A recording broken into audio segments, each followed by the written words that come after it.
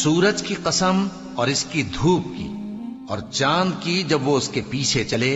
اور دن کی جب وہ اسے روشن کر دے، اور رات کی جب وہ اسے چھپا لے، اور آسمان کی اور اس ذات کی جس نے اسے بنایا، اور زمین کی اور اس ذات کی جس نے اسے پھیلایا، اور نفس انسانی کی اور اس کی جس نے اسے درست کر کے بنایا۔ پھر اس کو بدکاری سے بچنے اور پرہیزگار بننے کی سمجھ دی کہ جس نے اپنے نفس کو پاک رکھا وہ مراد کو پہنچا، اور جس نے اسے خاک میں ملایا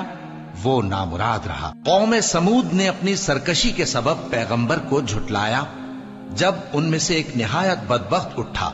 تو اللہ کے پیغمبر صالح نے ان سے کہا کہ اللہ کی اونٹنی اور اس کے پانی پینے کی باری سے خبردار رہو، مگر انہوں نے پیغمبر کو جھٹلایا۔ پھر اونٹنی کو مار ڈالا تو ان کے رب نے ان کے گناہ کے سبب